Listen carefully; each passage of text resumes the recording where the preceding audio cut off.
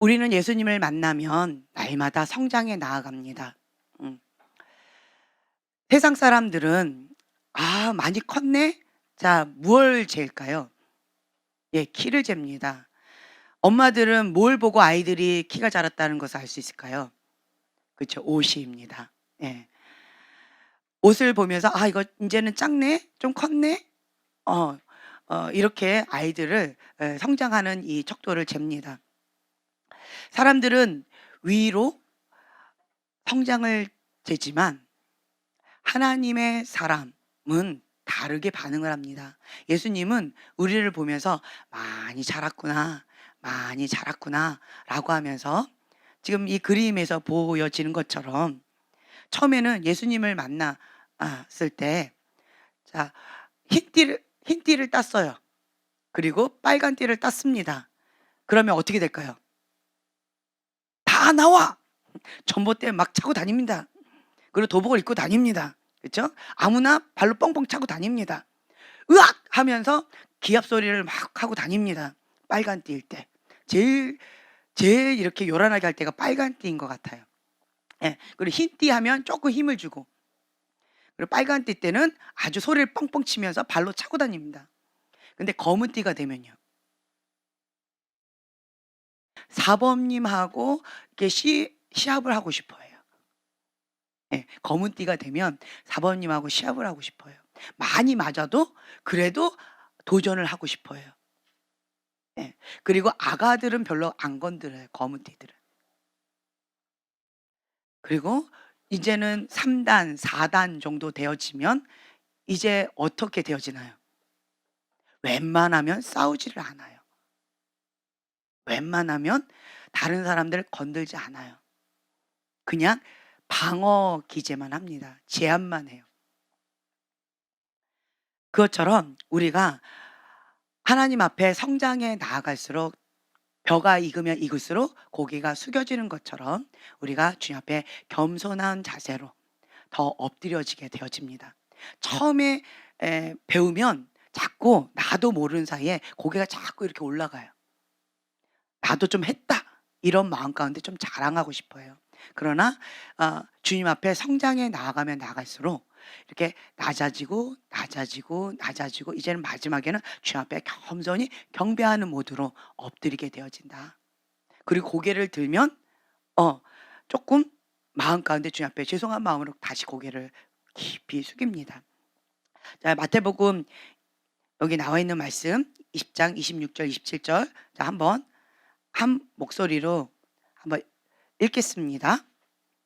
나와 있죠? 맨 밑에. 잘 안 보이시나요? 네. 그럼 제가 그냥 읽어 드릴게요. "너희는 그렇게 해서는 안 된다. 오히려 누구든지 너희 중에서 큰 사람이 되려는 사람은 너희를 섬기는 사람이 되어야 하고 누구든지 첫째가 되려는 사람은 너희의 종이 되어야 한다." 네. 주님 앞에 우리가 큰 자가 되고 싶으면 섬기는 자가 되어져야 된다.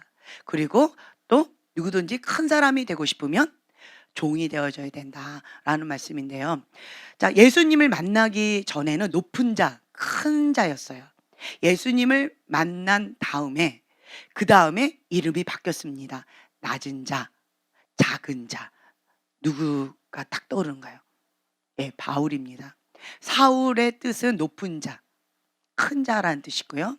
예수님을 만난 이후에 사울이 바울이 되어졌어요. 그 바울의 이름은 작은 자, 낮은 자라는 뜻입니다. 예수님을 만나기 전에 사울은요, 예수님을 믿는 그리스도인들을 앞장서서 죽이고 핍박하는 그러한 자였어요. 스데반의 죽음을 통하여서 그 핏값을 통하여서 사울이 바울 되어지는 사건이 있습니다. 그러면서 이 사울이 주님 앞에 나아가면 나아갈수록 고개를 숙여지고 숙여지고 숙여집니다. 로마서 1장 1절 말씀. 로마서 1장 1절 말씀에 보면은요. 예수 그리스도의 종 바울은 사도로 부르심을 받아 네. 예수 그리스도의 종 신분이 바뀌었습니다. 사울은 예수님을 만나고 이름이 바뀌었어요. 정체성이 바뀌었습니다. 나는 높은 자, 나는 이러한 자야 라고 하는 나의 배경, 나의 스펙을 자랑했던 이 높은 자가 예수님을 만나고 난 이후 스펙은 다 사라져 버렸어요. 그리고 오직 예수 그리스도만을 자랑하노라. 나의 이 모든 것들, 내가 이때까지 자랑했던 이 모든 것은 배설물로 여기고 이제는 오직 예수 그리스도 한 분만을 자랑하노라 라고 고백이 바뀌어 버렸어요. 그리고 나는 낮은 자, 작은 자다. 예수 그리스도의 종이다. 자기의 정체성에 분명히 서게 되어집니다. 그리고 12 제자를 우리가 보통 예수님과 함께 지냈던 그 12 제자를 사도, 12 사도다라고 표현하는데 이 바울은 예수님과 함께 지내지 않았어요. 사도라고 칭함을 받지 못했습니다. 그런데 이 바울은 자기가 예수 그리스도의 종 바울은 사도로 부르심을 받아. 예, 자칭 사도다라고 많이 이렇게 얘기를 하고 다닙니다. 여기에 의의를 제기하는 사람 참 많이 있어요. 하지만 이 바울은 하나님 앞에 직접 나는 사도로 택함을 받았다라고 하면서 하나님의 복음을 위하여 택정함을 입었다. 그 누가 뭐라고 한다 할지라도 나는 하나님 앞에 복음을 전하라라고 하는 택정함을 받은 사도다라고 하는 자기의 정체성, 신분, 부르심, 사명 이것이 아주 철저한 사람이었어요. 예수님을 만나면 이렇게 비포 애프터가 완전히 달라지게 되어집니다. 여러분들은 예수님을 만나셨습니까? 그렇다라고 한다면 그때 그 시간으로 지금 잠깐 돌아가 보세요. 예수님을 처음 인격적으로 만났던 그 사건으로 지금 한번 돌아가 보세요. 타임머신을 타고 그때 그 사건으로 한번 돌아가 보세요. 예수님을 만난 그 직후, 그 순수한 그 첫사랑, 따끈따끈한 불타오르고 있는 그 첫사랑의 그 시간으로 한번 돌아가 보세요. 비포 애프터가 확연하게 달라져 있는 나의 모습을 보게 될 것입니다. 시간이 지나면 지나갈수록 이 눈이 흐릿해지고 마음의 그 뜨거운 열정들이 식어지면 그러면 나의 부르심, 사명 그리고 하나님과 친밀한 관계에서 좀 멀어지면서 시선이 딴 데로 가게 되어집니다. 바라봄의 법칙이 있어요. 바라봄의 법칙. 어떤 사람들은 어떠한 것을 딱 바라보면서 나는 이것을 파쇄할 거야. 나는 이것을 파쇄할 거야. 라고 하면서 뭘 이렇게 딱 상징적으로 이렇게 놓는 사람이 있어요. 그런데 여러분들 바라봄의 법칙에 의하면 의도는 좋은데요. 그렇게 안 돼요. 참 신기한 거 요즘 요 근래에 제가 어떤 일이 있었냐면 딱 보고 저렇게 하면 안 되는데 그러면 어느새 내가 뭘 하고 있는지 아세요? 똑같이 하고 있어요. 그리고 저 사람 보면 저거 안 되는데 라고 하는데 내가 똑같이 하고 있어요. 하나의 예를 들면 우리 예쁜 공주님이 막 샤랄랄라 예쁜 옷을 입겠다고 목욕을 하고 나서 이렇게 다 옷을 입었는데 한여름 옷을 입었어요. 예. 그리고 "엄마 너무 예쁘죠?" 하고 나한테 자랑하고 딱 나왔어요. 누군지 아시겠죠? 그래서 제가 순간 막 뭐라고 했어요. 지금이 계절이 언제인 줄 아느냐. 그리고 너는 반드시 엄마한테 허락을 받고 그다음에 옷을 입어라."라고 제가 뭐라고 했어요. 그리고 나서 교회 와 가지고 제가 옷을 고르는데 뭘 고르는지 아세요? 여름 옷을 고르고 있는 거예요. 그냥 옷이 예. 아직 옷이 정리가 안 됐고 이사하면서 이게 잘 안 돼서 그런 것도 있지만 다 대부분 여름 옷이거든요. 그러니까 겨울옷을 찾는데 겨울옷은 조금 힘들고 칙칙하니 조금 그렇고 그러니까 인제 여름 옷 그리고 편하고 그래 가지고 자꾸 그것을 제가 찾고 있더라고요. 그러면서 '내가 누구 욕을 했는데 누구 흉을 봤는데 내가 똑같이 그러고 있네.' 이렇게 되어지고 또 누구를 딱 바라보면서 '저렇게 하면 안 돼. 저렇게 하면 안 돼.'라고 했는데 내가 고렇게 하고 있는 그 모습을 제가 보면서 바라봄의 법칙에 의해서 내가 무의식 가운데 저절로 그렇게 되어지는 게 있어요. 그래서 여러분들이 '나는 이것을 파쇄할 거야.'라고 하는 어떤 부정적인 그런 것들을 이렇게 붙여 놓거나 부정적인 것을 바라보지 마세요. 그런 것들은 좀 치워 버리시고요. 우리가 바라봐야 될 분은 오직 예수 그리스도, 오직 하나님 한 분이세요. 그리고 또 바라보는 것은요. 또 하나님의 말씀 있죠. 말씀을 많이 바라보세요. 또 뭘 바라볼까요? 예언적인 그림. 이런 예언적인 그림들 있죠. 그런 것들을 많이 바라보세요. 부정적인 것들 어떤 의미가 좋지만 '나는 이것을 파쇄할 거야.'라고 하는 어떤 것으로 그런 그림을 딱 붙여 놓지는 마세요. 그러면 나는 예를 들어 볼게요. '내가 사단을 파쇄할 거야.'라고 하면서 사단의 그림을 이렇게 계속 보잖아요. 아니면 사단을 상징하는 어떤 것을 이렇게 보잖아요. 그러면 나는 원하지는 않지만 내 눈이 그 사단에 이렇게 뺏기는 게 있어요. 다른 말로요. 여러분들이 그 사람 안에 치유축사한다고 그 사람 안에 어둠을 계속 보지요. 그러면 눈을 뺏겨 버려요. 내가 어둠에 잡혀 버려요. 그리고 어둠이 잘 보이게 되어져요.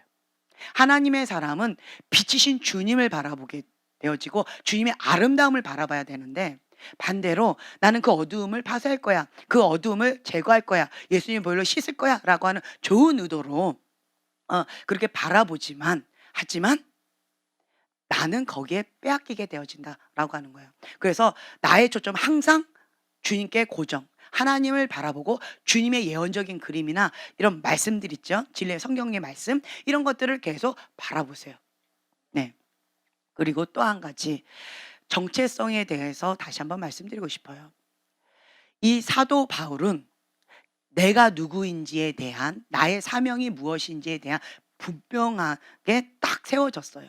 그래서 어떠한 핍박이 온다 할지라도 왕 앞에 선다 할지라도 음 전혀 흔들림이 없었어요. 왜냐?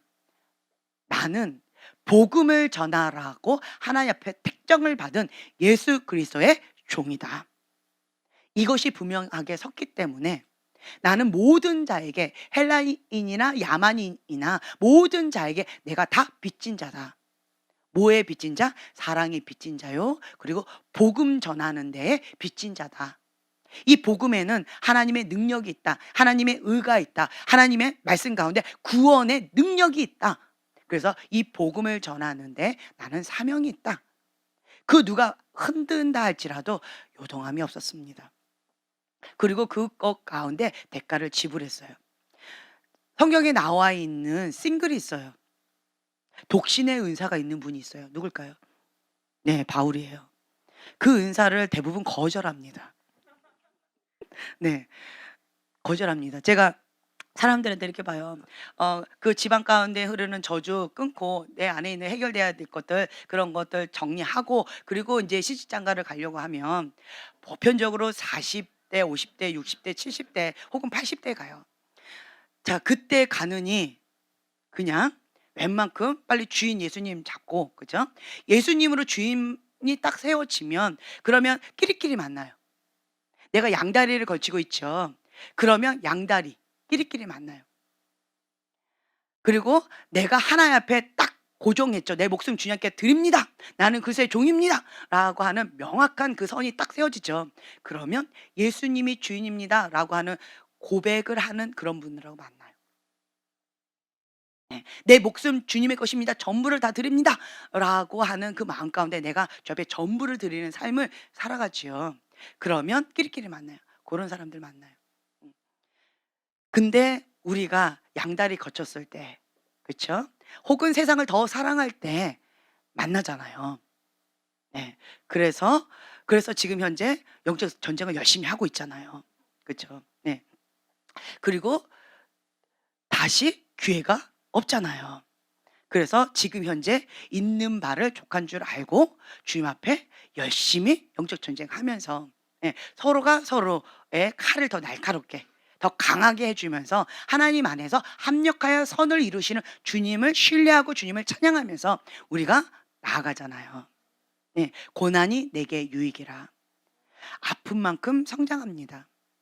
주님을 만나면요. 그 어떠한 고통, 그 어떠한 연단, 그 아픔이 하나님 앞에 합력하여 선을 이루는데 성장통으로 다 전화위복이 되어집니다. 그래서 하나도 버릴 것이 없다. 독신의 은사가 없으면 그냥 이것만 딱 세워진다라고 한다면 그러면 웬만하면 서로 한 가지 마음에 맞으면 이제는 결혼해라라고 제 말이 바뀌었어요. 예. 독신의 은사가 있으면 혼자 사세요. 그렇지 않으면 그냥 그렇게 하라고. 왜냐하면 제가 완벽주의 기질이 있다 보니까 완벽한 이렇게 만나면 참 아름답겠다라고 하는데 그런 거는 없는 것 같아요. 그렇게 속사람이 성숙하려면 겉사람은 조금 많이 어려워져요. 그래서 둘 중에 하나 젊은 거, 신선한 거, 그쵸? 그 가장 예쁠 때에 겉사람이 예쁘든 속사람이 예쁘든 둘 중에 좀 예쁜 때에 하시면 좋을 것 같아요. 그건 알아서 지혜롭게 하시면 좋겠어요. 이 바울은 주님 앞에 이 정체성이 분명히 딱 서고 나서 그리고는 이렇게 고백을 합니다. 로마서 1장에 계속 합니다. 예수 그리스도의 종 바울은 사도로 부르심을 받아 하나님의 복음을 위하여 택정함을 입었으니 이 복음은 하나님이 선지자를 통하여 그의 아들에 관하여 성경에 미리 약속하신 것이라. 아멘. 하나님의 아들 예수 그리스도를 나타낸다라는 거예요. 이 복음은 예수 그리스도다. 하나님의 아들이 이 땅 가운데 오셨어요. 무엇을 위하여? 내가 아직 죄인 되었을 때, 우리가 아직 죄인 되었을 때 주님께서 친히 우리를 위하여 찾아오셨다. 그러니까 모든 사람이 죄를 범하였음에 하나님의 영광에 이르지 못한다라고 주님께서 명확하게 말씀하셨어요. 의인은 없나니 하나도 없다. 그렇다라고 한다면 나는 의인이 아닌데 그럼 어떡하죠? 의인은 믿음으로 말미암아 살리라. 아멘. 우리가 하나님의 아들됨의 정체성이 분명히 서고 하나님의 종으로서의 정체성이 분명히 서고 진리의 사랑, 십자가의 사랑을 내가 받아들이게 되어진다라면 그럼 내가 하나님의 아들됨의 의인으로 칭함을 받는 거예요. 예수 그리스도가 나의 주인입니다. 내가 예수님을 왕으로 모셔드리는 거예요. 주인으로 모셔드리고 이제부터 시작되어지는 겁니다. 아가한테는 완전한 것을 기대하기 어려워요. 하지만 모양은 눈, 코, 입, 인간의 모습을 완전하게 갖고 있어요. 그렇지만 그 아가에게 어른에게 요구하는 그러한 기대는 할 수가 없는 거예요. 그것처럼 내가 아직은 영적으로 아가라 할지라도 나의 모습은 온전한 하나님의 형상으로 지음바 되어졌다. 그리고 자라면서 하나님처럼 그리스도의 장성한 분량처럼 우리가 자라간다라고 하는 거예요. 바라봄의 법칙에 의해요. 계속 하나님을 바라보면 하나님 아빠를 바라보면 그러면 하나님 아빠를 DNA를 갖고 있기 때문에 닮아져 가게 되어져 있어요. 정말 신기해요. 아빠와 아들 잠자는 모습, 걸음걸이, 어투, 이렇게 많이 비슷해요. 똑같아요. 그렇죠? 어쩌면 그렇게 똑같을까? 이런 것들이 있어요. 붕어빵. 닮으라고 아무리 해도 남의 자식은 나를 닮지 않아요. DNA가 달라요. 근데 우리는 하나님의 DNA를 갖고 있다. 이게 우리의 정체성이에요. 하나님의 그 의로움이 내 안에 있다. 그래서 예수님의 통치를 받게 되어진다면 우리가 아까 태필린 복음 첫 번째 하나님께서 사람에게 어떤 복을 주셨습니까? 창세기 1장 28절의 말씀이에요. 이것이 뭐냐? 하나님의 아들됨의 권세입니다. 하나님의 아들됨의 권세, 하나님의 형상대로 DNA로 창조하셨고 그 생기를 불어 넣어주셨어요. 사랑을 불어 넣어주신 거예요. 생명을 불어 넣어주신 거예요. 하나님의 전부를 불어 넣어주신 겁니다. 그리고 또한 땅에 충만하라, 정복하라, 다스리라. 주님께서 이미 하나님의 아들됨의 권세를 주신 거예요. 모든 것을 아낌없이 다 주셨는데 인간이 사단에게 미혹되어져서 그 권세를 빼앗기게 되어지죠. 그리고는 눌립니다. 눌려버려요. 그리고 세상의 영 가운데 죄의 종 되어져서 그렇게 끌려갑니다. 권세를 사용하지 못하고 있어요. 그래서 예수 그리스도께서 그 권세를 핏값으로 다시 사셨습니다. 그래서 예수님의 피에 능력이 있습니다. 예수님의 보혈에 참된 힘이 있다라는 거예요. 그래서 예수님의 보혈을 힘입어서 예수님의 보혈을 의지하여 그래서 우리가 선포할 때 하나님의 강한 능력이 나타난다라고 하는 거예요. 우리가 치유축사할 때요, 예수님의 보혈을 힘고 합니다. 평상시에는 별로 그걸 느끼지를 못해요. 평상시에는 그냥 주님의 사랑을 노래합니다. 주님의 국주를 노래합니다. 주님의 아름다움을 노래해요. 근데 치유축사 영적 전쟁을 하지요. 그러면 예수님의 십자가, 진리의 사랑, 복음, 그리고 하나님의 아들됨, 권세, 그리고 예수님의 보혈의 능력, 부활의 권능을 의지하여 예수님의 이름으로 축사합니다. 대적합니다. 그러면 사단은 오는 것 자체가 불법이기 때문에 떠나가게 되어져 있습니다. 그래서 이것을 진짜 믿는 자에게는 축사하는 것이 별로 어렵지가 않아요. 다만 우리가 저번 시간에 배웠던 것처럼 견고한 진 요새가 무너지는 것은 어디로부터 시작된다? 회개. 회개란 무엇이에요? 세상의 영 가운데 사단에게 종되어졌던 그 삶을, 그 죄에 합법적으로 문을 열어줬는데 그 죄의 문을 닫는 거예요. 그리고 나의 시선을 빼앗겼어요, 사단에게. 그렇죠? 빼앗겼던 그것을, 딴 길로 갔던 그 걸음을 이제 멈춰요. 그리고 어디로 향합니까? 하나님께로. 나의 시선을 하나님께로, 나의 발걸음을 하나님께로, 나의 마음을 하나님께로, 모든 것을 다 사로잡아 하나님께로. 이것이 회개입니다.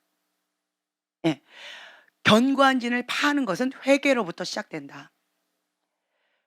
회개에 하는데 앞서서 우리가 용서하고 회개하고 그리고 거부하고 대적 기도를 하고 나면 주님 안에 참된 자유함을 누리게 되어지고요, 하나님의 아들됨이 회복되어집니다.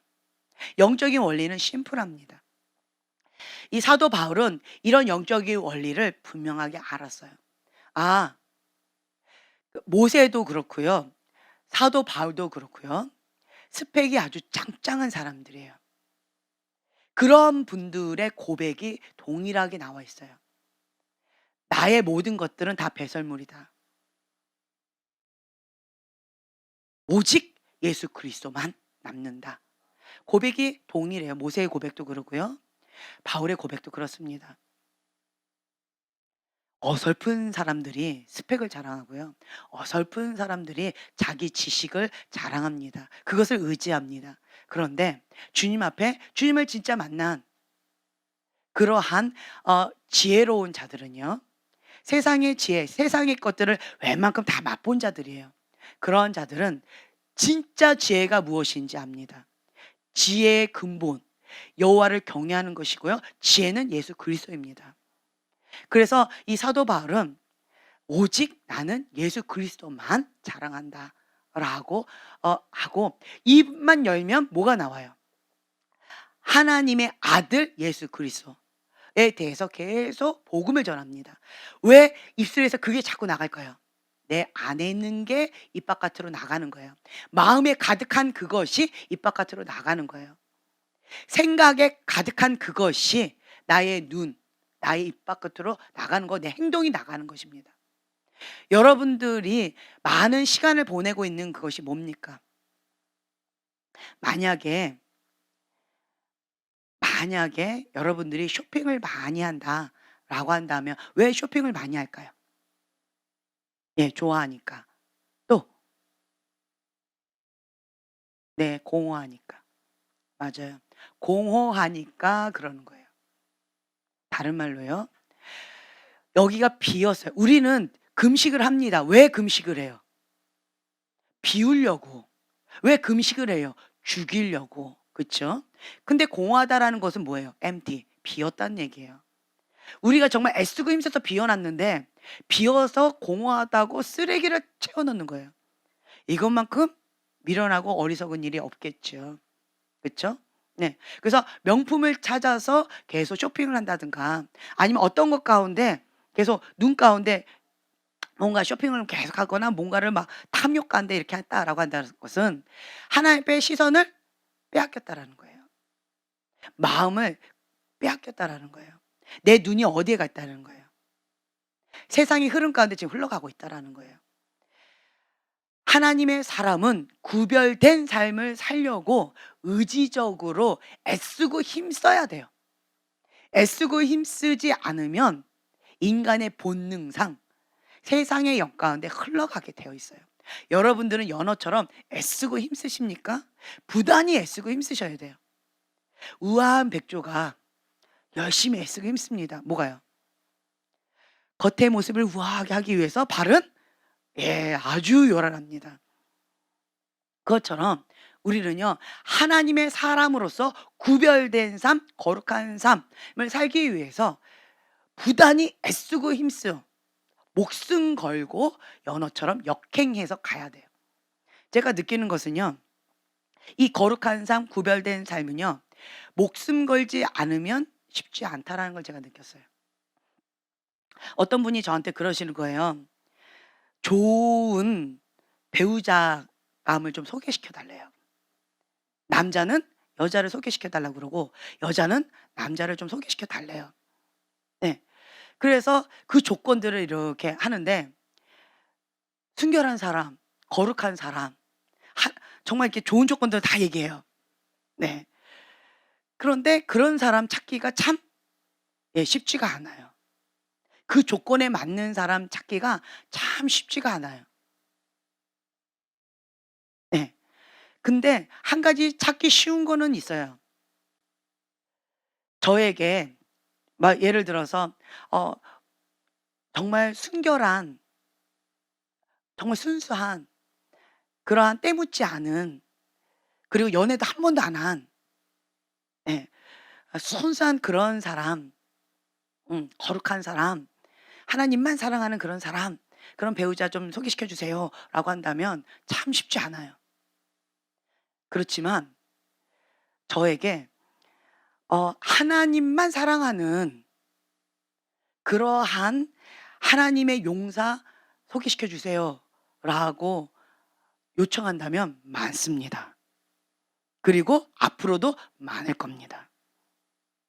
그런 사람은 많을 거예요. 주님 앞에 목숨 건 사람 소개시켜 주세요라고 한다면 그런 사람은 많습니다. 그러니까 영적으로 접근해 들어오면 많아요. 근데 육적으로 접근해 들어오면 좀 곤란해요. 제가 그렇더라고요, 보니까. 그래서 제 마음 가운데 그러한 자부심이 하나 딱 생겼어요. 아, 내가 하나님의 용사로 정말 주님 앞에 전부를 내어 드리는 그러한, 남자든 여자든 거룩한 신부의 영성을 가진 그러한 어 사람, 정말 특공 전사처럼 그러한 하나님의 사람, 전부를 하나님께 드린 그러한 사람을 만들어야 되겠다. 그리고 우리 교회에 오면 그냥 그렇게 되어지는 그러한 기반을 깔아 놔야 되겠다. 그러한 거룩한 욕심이 좀 생겼어요. 그러면 우리 교회에 이렇게 어느 정도 그 흐름 가운데 있으면 다른 데 가죠. 그러면 그러니까 리더십 가운데 가게 되어져요. 그리고 또한 다른 곳에 가면 사목감이다, 혹은 사명자다, 목회자감이다, 주의 종감이다, 이런 얘기들을 좀 많이 듣게 되어질 거예요. 평신도 사역자다, 사명자다, 이런 얘기들을 많이 듣게 되어질 거예요. 아멘. 네. 그것이 우리의 기본 베이직이다라고 하는 우리 교회의 문화다. 이거는 어렵지 않다라는 마음이 들었어요. 세상 가운데 세상의 기준으로 내 욕심, 육적인 욕심으로 뭔가를 찾는다면 참 쉽지가 않아요. 고르고 고르고 골라야 돼요. 하지만 하나님의 사람, 정말 이 사도 바울처럼 나는 예수 그리스도의 종으로서 복음을 전하는데 예수님 앞에 빚진 자요, 그리고 복음을 전하는 그런 사명자다라고 하는 명확한 정체성과 분명한 사명감이 있는 자를 고른다라고 한다면 정말 많아요라고 자신 있게 제가 말할 수 있을 것 같아요. 아멘. 네, 아멘. 그리고 또한 제 마음가운데는 그런 마음이 있어요. 자매들은 평강공주로 훈련시키는 사명감이 있습니다. 그리고 남자들은요. 모르드게. 예. 모르드게. 그래서 어떠한 고아 같은 애를 만난다 할지라도 방황하고 있는 그러한 철없는 여자애를 만난다 할지라도 여왕으로, 그쵸? 하나님 앞에 죽으면 죽으리라 목숨 걸고 왕의 마음도 바꾸고 민족을 구원하는 에서 여왕으로 그렇게 세울 수 있는 모르드게. 그리고 이제 여자다라고 한다면 이 평강공주 바보를 만난다 할지라도 어떠한 찌질이 모질이를 만난다 할지라도 장군으로 만드는 거예요. 하나님의 장군, 하나님의 사람으로서 그렇게 만들 수 있는 그러한 평강공주로 훈련시키는 것은 어렵지 않겠다, 그런 마음이 있습니다. 어떻게 할 때요? 정체성이 분명히 서고요, 초점을 놓치지 않는다면, 그리고 그것을 마음의 소원을 담는다면, 그러면 어렵지 않다라는 거예요. 여러분들한테는 지금 내가 여자다라고 한다면 평강공주가 굉장히 크게 보이십니까? 내가 남자다라고 한다면 모르드게가 좀 크게 보여지십니까? 아니면 기본으로 느껴지십니까? 네, 기본이죠. 할렐루야. 그렇게 이제 앞으로 그런 문화가 되어질 거예요. 저희 교회 지금 영적 기류가 좀 바뀌었습니다. 네, 성령님의 역사하심이 풀어지면서 여러분들의 영이 살아나고 있어요. 그리고 내 안에 있는 아름다움들이 풀어져 나가고 있어요. 그리고 또 어떤 영역 가운데 내게 능력 주신 자 안에서 내가 무엇이든지 할 수 있습니다 라고 하는 자신감과 자부심이 생겨졌어요. 지금 우리가 이제 속사람의 치유, 그리고 예수 이름으로 잘게 되어지는 그러한 것 가운데에서 지금 우리가 지금 이렇게 하고 있어요. 네, 지금 처음 시작하고 있어요. 근데 몇 번 받아보고 난 다음에 그대로 해보라고 합니다. 할 수 있을까요, 없을까요? 지금 하라고 그러면. 오, 할렐루야. 할 수 있습니다. 네, 좋아요. 네, 하라고 그러면 했는데 실제로 어저께 해보라고 했어요. 그랬더니 아주 잘하더라고요. 예, 남자분도 해보라 했더니 아주 잘했어요. 그러니까 온유가 어저께 사역을 받았어요. 근데 온유가 어저께 사역을 받고 난 다음에 너무너무 행복해했어요. "어 엄마 나는 너무너무 행복해요." 이러면서 애가 막 너무너무 행복해하는 거예요. 또 어떤 자매 보고 자매를 또 사역을 해 보라고 했어요. 그랬더니 태어나서 처음 해 보는 거죠. 했더니 사역을 받은 자도 할렐루야 너무 얼굴이 정말 이게 무슨 이렇게 뽀샵 처리한 것처럼 우윳빛으로 싹 바뀐 거 있죠. 네. 그리고 또 이게 섬긴 분도 할렐루야 이젠 자신감이 있습니다. 안 도와줘도 저는 할 수 있습니다. 많이 발전했어요. 네. 지금 현재 이게 다음 단계로 이렇게 넘어가고 있어요.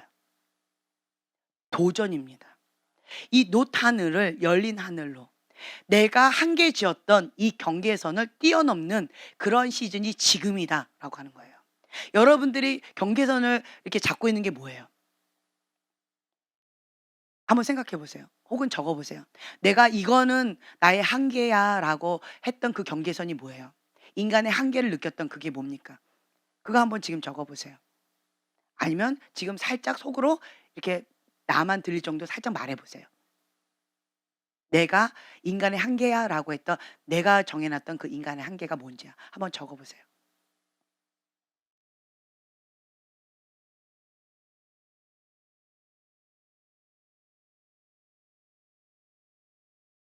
굉장히 많은가 봐요. 할렐루야. 네, 다 적으세요. 밤새고 적으세요. 그리고 들으세요. 네. 그 한계를 뛰어넘는 때가 지금입니다. 네. 내게 능력 주신 자 안에서 내가 무엇이든지 할 수 있습니다. 지금은 이 말씀이 풀어지는 시즌이에요.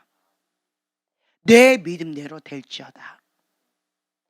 내가 말하는 그것대로 내가 그렇게 되어집니다.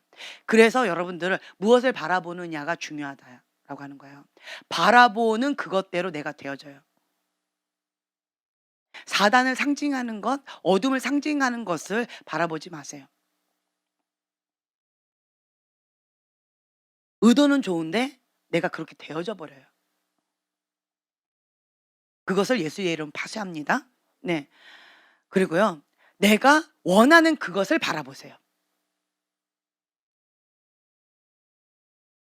이 사도 바울의 고백처럼 나는 예수 그리스도의 종이다. 복음을 전하라라고 택정받은 사도다.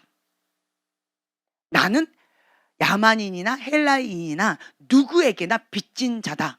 나는 그 누구를 만나도 복음을 전해야 되는 그 사명이 있다. 그래서 가난한 자, 부유한 자, 왕 앞에서도 아니면 백성들 앞에서도 나는 복음을 전하는 사명이 있는 자다. 명확하게 있다라고 하는 거예요. 그것을 바라봤고요. 그것을 선포했고요. 그리고 그대로 인생을 살아왔습니다. 요동함이 없었어요. 흔들림이 없었어요. 그리고 또한 이 비전, 이것을 위해서 대가 지불을 또한 했습니다. 내게 능력 주신 자 안에서 나는 무엇이든지 할 수 있습니다. 아멘. 이게 어떤 분이 이런 간증을 하시더라고요. 그 미국의 백악관에서 뭐 장애인 그쪽으로 무슨 책임자를 맡은 사람이 한국 사람이래요. 예, 과거에. 근데 그분이 이게 장님이신 거예요. 근데 젊은 이제 학창 시절 때에 목사님께 한쪽 눈이 지금 뭐 공을 맞았나? 그래 가지고 실명이 되어지고 다른 한쪽마저도 시력이 떨어지는 그런 상황 가운데 "기도해 주세요."라고 했어요. 근데 이것이 낫지를 않았어요. 그래서 이 어린 학창 시절 때 이 아이가 남자아이가 굉장히 큰 좌절 가운데 마음이 많이 상했겠죠. 근데 이제는 이 이거를 못 하니까 다른 방법으로 미국으로 유학을 가 가지고 그러한 장애인들을 위해서 이게 시설이 잘 돼 있잖아요. 그래서 공부를 하고 대학교를 가고 그쪽으로 박사학위를 따고 뭐 이렇게 했어요. 그래서 그러한 사람들을 위한 그런 위치 가운데에서 그래서 백악관에서 어 그러한 어려움이 있는 사람들을 위해서 실질적으로 뭔가를 해내는 그러한 자가 되어졌다. 내가 하나님을 믿는 자로서 하나님께 영광을 돌릴 수 있는 그러한 한국 사람으로서 백악관에서 그 장애 쪽으로 대표성을 띠는 그런 책임자가 되어졌다라고 하는 그런 간증을 했다라고 합니다. 내가 만약에 그분의 고백이 이래요. 내가 만약에 두 눈을 가지고 있었다라고 한다면 이 자리에 오지 못했을 거예요. 그렇지만 내가 두 눈을 잃어버렸기 때문에 하나님 왜 나에게 이러한 어려움을 주셨습니까? 라고 하면서 뭔가 하나님의 뜻이 있을 것이다. 아, 나처럼 이렇게 어려움을 있는 자들을 도우라 라고 하는 어떤 하나님의 뜻이 있나 보다 라고 해서 그쪽으로 연구하고 그쪽으로 공부했다라고 하는 거예요. 이게 뭐냐? 하나님의 어떤 뜻이 있을 것이다. 긍정적인 마인드라는 거죠. 그리고 나에게 주어진 이 인생을 포기하지 않았다라는 거예요. 이 어려움, 이 위기를 전화위복, 기회로 삼았다라고 하는 거예요. 여러분들의 인생 가운데 어떤 어려움이 있습니까? 난관이 있어요? 그러면 이 문제를 하나님께 올려드리면 그 영역 가운데 치유받은 치유자로서 권세를 받게 되어진다라고 하는 거죠. 이 사도 바울은 그리스도인들을 앞장서서 핍박하고 죽이는 자였어요. 그랬던 자가 예수님을 만나고 나서는 반대가 되어졌어요. 예수님을 믿지 않는 자들에게 복음을 전하는 자, 완전히 극과 극이 되어졌어요. 그것처럼 내가 그 영역 가운데 하나님 안에 치유받은 치유자로서 내가 서게 되어진다면 내가 그리스도인들을 핍박하고 그리스도인들을 죽이는 데에 앞장섰던 그 사울이 예수님을 믿지 않는 자들을 크리스찬으로 세우는 데에 앞장서는 자로 바꿔졌다라는 거예요. 이 사도 바울은 로마 시민권자로서 그리고 또 유대교에서 개신교로 개종을 했어요. 유대교에서 개신교로 개종을 하면 목숨을 걸어야 됩니다. 자기의 모든 것들을 다 포기해야 돼요. 나의 모든 전 인생과 나의 목숨과 맞바꿔야 돼요. 죽으면 죽으리라 라는 마음으로. 그리고 또한 복음을 위하여 독신의 은사를 가지고 그리고 살았어요. 네, 한계점은 있는 것 같아요.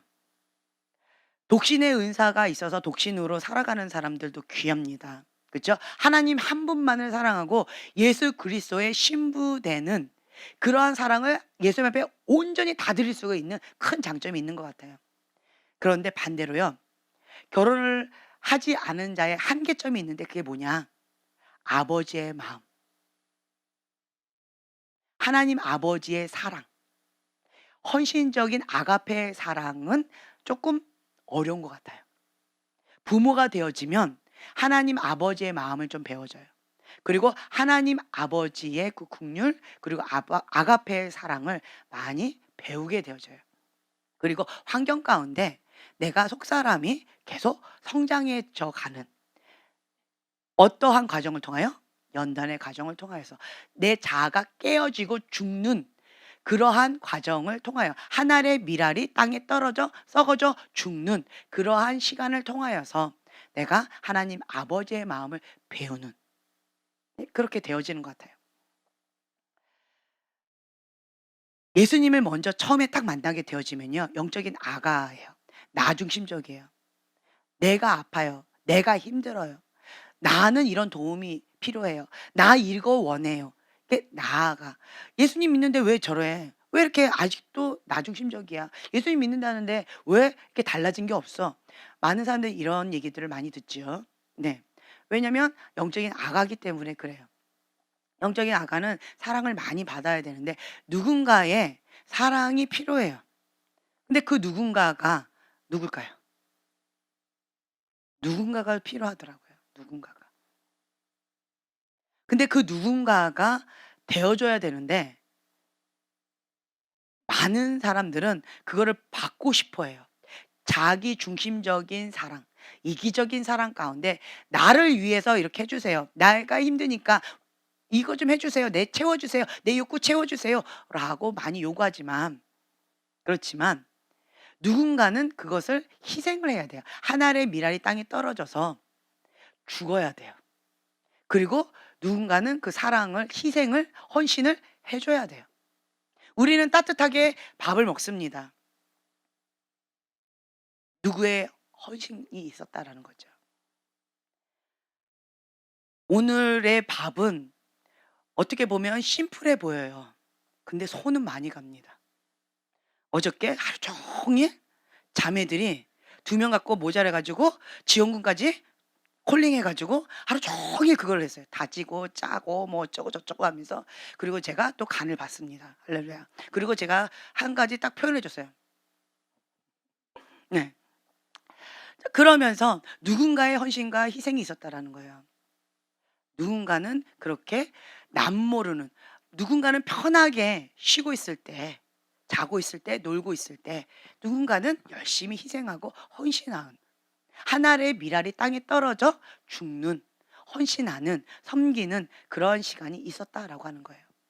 영적인 아가는 그런 헌신을 잘 인지를 못해요. 간과합니다. 그래서 자꾸 다고가 되어지는데 우리가 성장해 나아가면요.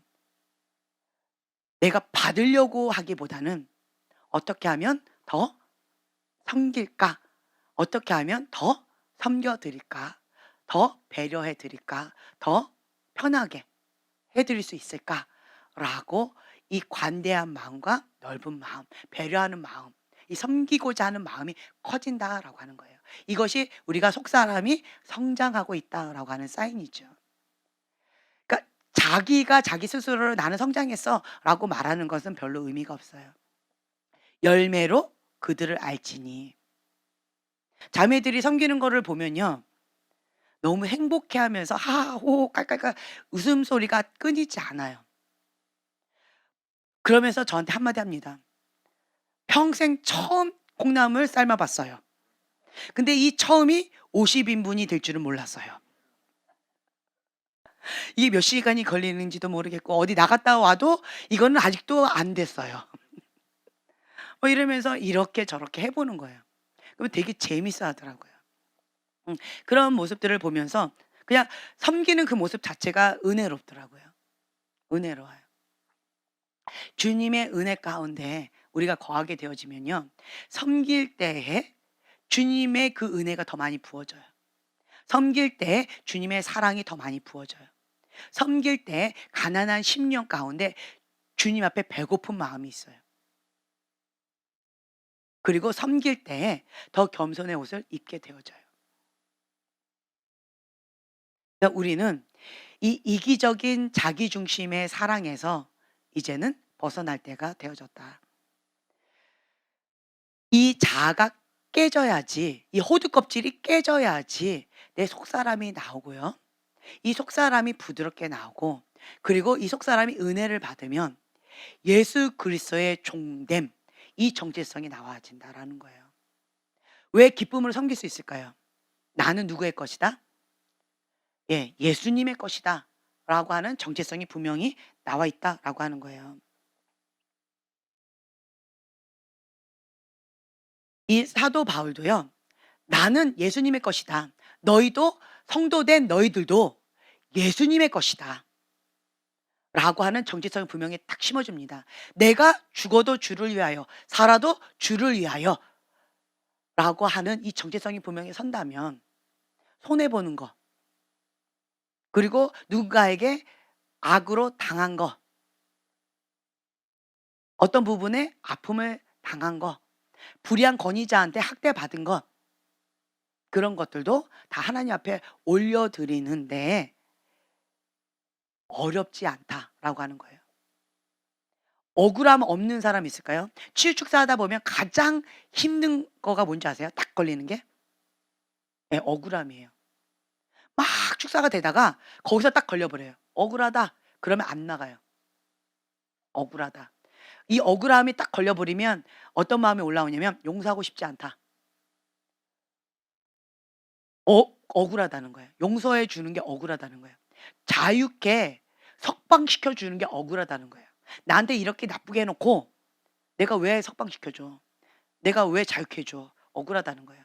나를 이렇게 고통을 줬던 그 사람을 자유케 해 주고 싶지 않다라는 거예요, 억울해서. 좀 더 고통을 주고 싶다. 용서하고 싶지 않다. 거기서 딱 걸려 버리더라고요. 억울하다.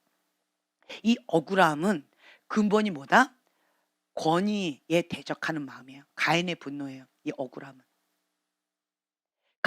가인이 왜 하나님께 분노의 마음을 했어요? 억울하다는 거예요. 왜 아벨의 제사는 받아주고 나의 제사는 받아주지 않습니까? 라고 하는 억울한 마음 가운데 분노가 나온 거예요. 하나님의 선악의 기준 가운데 반기를 든 거예요. 하나님은 항상 진리세요. 그 진리 가운데 내가 모든 것을 사로잡아 그리스도께 복종하는 것이 나의 그리스도의 종됨인데 나의 신분에서 이탈했어요. 종은 주인이 시키는 대로, 주인이 이건 선이다. 그럼 선인 거예요. 주인이 이것은 악이다라고 한다면 그건 악인 거예요. 그것이 그리스도의 종된 이 본질이라는 거죠. 거기서 벗어났어요. 그래서 하나님이 선이다. 그래서 아벨은 제사를 받으셨어요. 가인은 너는 악이다라고 해서 그 가인의 제사는 받지 않으셨어요. 거기에 분노를 반응하는 거야. 억울하다는 거죠. 나는 나 나름대로 최선을 다했는데, 나는 나 나름대로 정말 하나님 앞에 최선을 다했는데 왜 나를 이렇게 고통을 주십니까? 왜 나한테 이렇게 억울하게 하십니까? 내가 뭐 잘못했다고요? 라고 하는 이 반기를 들었다는 것 자체. 이게 가인의 분노요. 이것이 하나님을 대적하는 거다. 그리고 하나님의 선악, 여기에 반기를 드는 거예요. 그 기준이 뭐다? 내가 생각하는 선인 거예요. 하나님이 나를 악이라고 하시지만 내가 생각할 때 나는 선이에요. 여기 반기를 드는 거예요. 선악의 기준이 누구예요? 나인 거예요. 나. 그래서 반기를 들고 억울하다라는 거예요. 다른 말로요. 억울하다라고 하는 마음이 올라온다. 그러면 권위자에 대한 대적이고요. 하나님 앞에 반기를 드는 거예요. 대적이에요. 대적의 영입니다. 그것 자체 회개하셔야 돼요. 축사가 거기서 딱 멈춰버려요. 억울하다. 그러면 우리는 사역을 멈춥니다. 억울함이 딱 걸리면요, 더 이상 사역을 할 수가 없어요. 그러니까 속입니다. 이 억울함이 딱 걸리죠. 안 나가요.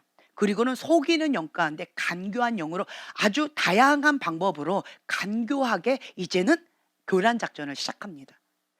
만약에 사역자가 분별이 없지요, 거기에 다 속아 넘어가요. 근데 억울하다 딱 걸렸죠. 그럼 사역을 멈춰야 돼요. 멈춥니다.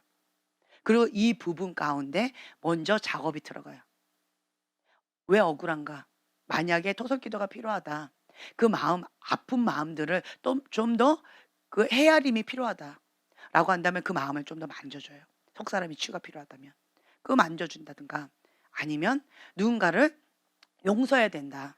나 자신을 용서해야 된다. 이 솔타이 된 거를 끊어야 된다라고 한다면 그걸 먼저 좀 만져준다라는 거예요. 또 회개해야 된다라고 한다면 그 부분을 좀 만져준다라는 거죠. 그 작업을 하고 난 다음에 그다음에 '아 이제 됐다.'라는 마음 가운데 다시 축사를 하죠. 그러면 그때서야 억울함이 나가기 시작합니다. 정직하게 반응을 해요. 여러분들이요, 내 안에 억울함, 분노가 있습니까? 분노의 근본이 뭐다? 억울하다. 그 억울함의 근원이 뭐다? 선악의 기준이 나다. 하나님이 심판자인데 하나님 심판에 반기를 드는 거예요. 내가 심판자라는 거죠. 내가 선으로 생각하는 게 선이고 내가 악이라고 하는 것이 악이다.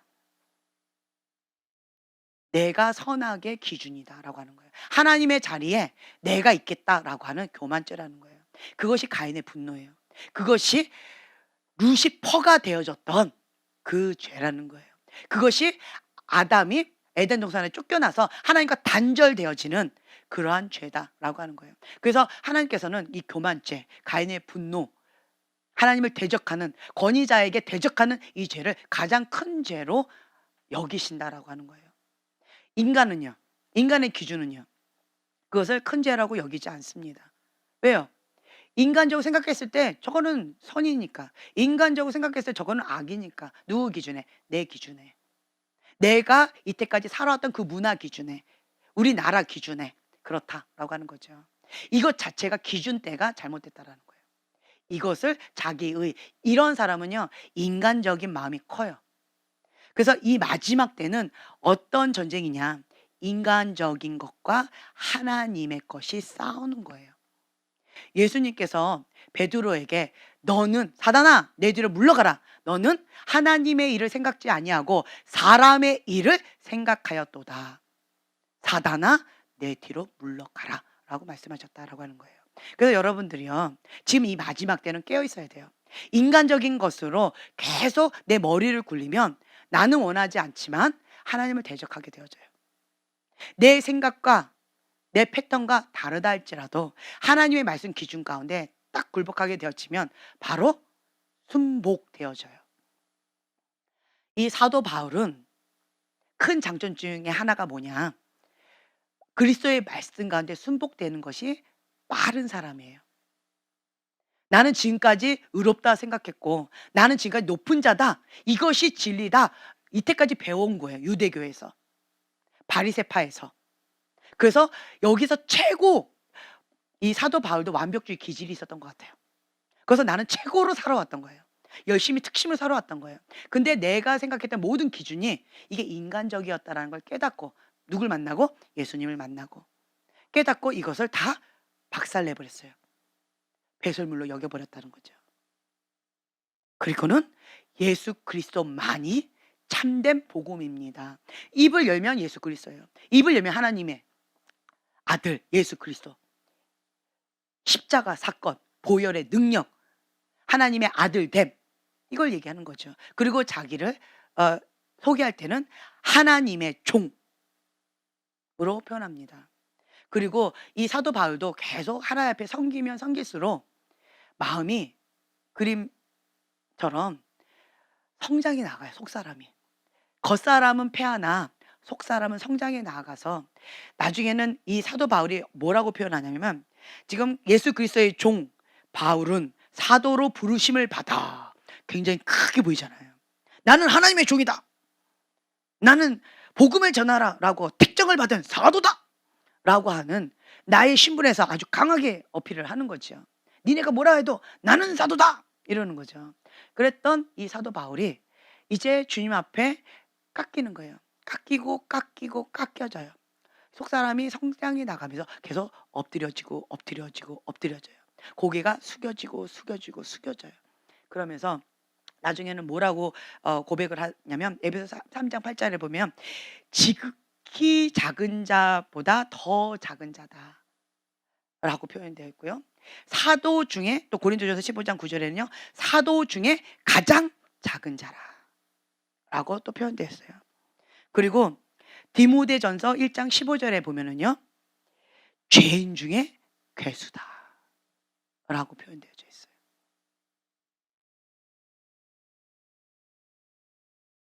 이것이 내가 예수님을 만나면 만날수록 주님이 커 보이면 내가 작아 보인다는 거예요. 내가 주님과 멀어 보이면 주님이 작아 보이고 내가 커 보여요. 그러니까 나는 큰 자인 거예요. 그랬다가 주님을 만나고 나서 주님이 커 보이고 나는 작은 자가 되어지는 거예요. 그래서 엎드려지는 거예요. 그래서 사도 바울의 고백처럼 주님 앞에 가까이 가면 가까이 갈수록 엎드려지고 나는 할 수 없구나. 내가 의인으로 칭함받은 것은 하나님의 은혜구나. 예수님의 보혈의 십자가의 은혜구나. 하나님의 값없는 은혜구나. 인간의 힘으로는 의롭다 칭함을 받을 수 없는 거구나. 인간의 힘으로는 믿음을 유지할 수 없는 거구나. 그것을 철저하게 깨달은 거예요. 그래서 자기는 다 배설물로 여기고 오직 예수 그리스도만 자랑하는 거예요. 주님이 하셔야만 가능합니다 라는 고백이라는 거예요. 주님이 내 안에서 역사하셔야지만 나는 그것이 가능합니다. 내게 능력 주신 자 안에서 나는 무엇이든지 할 수 있습니다. 반대로요. 주님이 하지 않으면 나는 아무것도 할 수 없는 배설물입니다. 괴수 중에 괴수입니다 라는 고백이라는 거예요. 여러분들은 주님을 만나기를 사모하십니까? 어떤 자매가 이런 고백을 했어요. 나는 매 순간마다 예수님을 느끼고 싶어요. 나는 매 순간마다 주님을 만나고 싶어요. 근데 잘 안 느껴져요. 주님 어디 계셔요? 다른 사람은 만나 주시고 다른 사람하고는 같이 계시면서 나는 왜 혼자 외롭게 이렇게 두시나요? 나도 주님 만나고 싶고 매 순간마다 주님을 느끼고 싶어요. 주님 앞에 더 가까이 나가고 싶어요. 근데 그게 잘 안 느껴져요. 이렇게 고백을 했어요. 근데 어떤 그림이 보인 줄 아세요? 그리고 주님이 그 자매에게 어떤 말씀을 하신 줄 아세요? 주님이 이 장면을 보셨어요. 주님이 내 등 뒤에서 나를 꼭 안아주고 계셔요. 눈을 뜨고 찾아보세요. 보여요, 안 보여요? 그러니까 안 보이는 거예요. 내 등 뒤에서 나를 꼭 안아주시는 거예요. 왜요? 내 보호해 주셔서. 또 왜요? 내가 주님의 길이 아니고 딴 길로 자꾸 가는 거예요. 그러니까 주님이 쫓아다니는 거예요. 그러니까 주님이 뒤에서 계속 안아주시는 거예요. 계속 위로해 주시고 안아주시고 따뜻하게 보호해 주시고 막아주시고 함께 해 주시고 이렇게 되는 거예요. 내 등 뒤에 계시는 거예요. 내가 앞장서니까. 주님이 안 보이니까. 어디로 가야 될지 모르니까. 길 잃어버린 어린 양처럼 목자 없는 어린 양처럼 그렇게 헤매고 있으니까. 그러니까 주님이 계속 이렇게 안아주시는 거예요. 이제 내가 주님의 그 선에 서게 되어진다면 내 부르심의 자리에 가게 되어진다면 그러면 주님과 함께 동행하는 삶을 시작하겠죠. 그럼 이제 주님이 보여져요. 주님이 보여져요. 주님이 앞장서시고 내가 뒤따라가게 되어져요. 그럼 주님 바라보고 가는 거죠. 혹은 주님과 손잡고 가는 거예요. 혹은 내가 너무 힘겨울 때 나를 등 뒤에서 밀어주시기도 하시는 거예요. 그리고 또 주님께서 또 그 자매한테 다른 또 자매한테 또 이런 말씀 주셨어요. 주님 나는 주님을 보고 싶어요. 주님 사랑 느끼고 싶어요. 주님을 만나고 싶어요. 그랬더니 주님이 그 자매한테 이런 말씀을 하신 거예요. 사랑하는 딸아, 눈을 들어 산을 바라봐라. 그리고 눈을 들어 저 별들을 바라봐라. 저 별들을 바라볼 때마다, 저 산을 바라볼 때보다 나를 생각해라. 너가 저 산들보다, 저 아름다운 별들보다도 너 존재가 더 소중하고 더 아름답단다. 내가 너를 그렇게 아름답게 창조했다. 이렇게 말씀하셨다는 거예요. 그러면 내가 실질적으로 예수님이 느껴지지 않는다 할지라도, 외롭게 느껴지고 이렇게 잡혀지지 않는다 할지라도 매 순간마다 뭘 볼까요? 주변을 보면 뭐가 보여요, 우리나라는? 앞에도 산, 뒤에도 산이에요. 네. 그냥 무지하게 많아요, 산. 그냥 산을 보는 거야. 아, 주님이 내가 저렇게 산을 바라보듯이 주님 나를 바라보고 계시는구나. 수많은 별들, 정말 아름답다. 아, 주님이 나를 저렇게 아름답게 바라보고 계시는구나. 나를 지켜주고 계시는구나. 나와 함께 하시는구나. 계속 그것을 인지하면서 바라보는 거죠. 아브라함도 믿음은 받았어요. 그러니까 약속의 말씀 받았어요. 근데 자녀는 무별처럼 많을 것이다. 근데 그 아브라함은 내 자녀는 없었어요. 그럼 뭘 바라볼까요? 그 별들을 바라보면서 내 자녀 하나, 내 자녀 둘, 내 자녀 넷, 이게 바라보면서 그 믿음의 말씀을 계속 되새기겠죠. 그리고 선포하겠죠. 그렇죠? 그것처럼 우리는 믿음으로 반응을 해야 될 때도 있다라고 하는 거예요.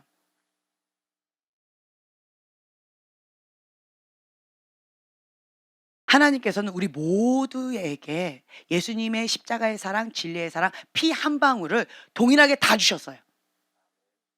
누구에겐 더 많이 주시고 누구에겐 조금 주시고가 아니에요. 동일하게 다 주셨어요. 그런데 내 그릇의 차이예요. 피 한 방울을 받았는데, 그 은혜를 받았는데 그 마리아처럼 주님의 사랑이 너무 크게 느껴지는 거예요. 그래서 그 사랑을 갚을 길이 없으니까 내 전부를 다 드리는 거예요. 그 피 한 방울, 그 사랑이 너무 커서. 그래서 내 전부를 다 드리고 내 향료값을 깨트리는 거예요. 주님의 사랑이 너무 크게 느껴지니까. 근데 어떤 사람은 예수님의 피 한 방울 받았는데 누구에게나 다 주시는 거잖아요. 그거 말고요. 딴 거 주세요. 이런 사람은 그러면 계속 마음가운데 불평 불만이 많은 거죠. 그리고 그 피 한 방울, 이거 말고요. 돈 주세요. 돈. 이거 말고요. 명예 주세요. 이러면서 주님의 그 핏값을 받지 않고 그 진리의 사랑, 십자가의 사랑을 받아들이지 않고, 그리고 내가 원하는 어떤 육신의 정욕을 따라 구하는 이런 어리석은 자가 있지 않는가. 그러니까 나의 태도라는 거예요. 나의 반응이라는 거예요. 그 차이가 있을 뿐이다 라고 하는 거죠. 여러분들은 무엇을 선택하십니까? 또한 여러분들은 지금 현재 어떻게 하고 계십니까? 지혜로운 자는요, 모든 생각을 사로잡아서 그리스도께 복종하는 것. 왜 사도 바울이 이렇게 큰 자, 이름은 낮은 자, 작은 자로 바뀌었지만 하나님 나라에서는 큰 자가 되어졌어요. 왜 그렇게 되어질 수가 있었을까요? 극단적인 믿음이에요. 이 사도 바울도 이 완벽주의 기질이 있었던 것 같아요. 극단적으로 하나님을 대적하다가 이제 하나님 믿으니까 극단적으로 하나님 앞에 복종하는 거예요. 목숨 걸고 복종합니다. 네. 이 완벽주의 기질에 있는 분들, 할렐루야, 바울을 바라보시고 희망을 가지세요. 아멘. 주님 앞에 이렇게 극단적인 믿음을 반응하면서 하나님 나라의 큰 자가 되시는 여러분들이 되시길 예수님의 이름으로 축복합니다. 아멘. 네. 제가 기도하고 마치겠습니다.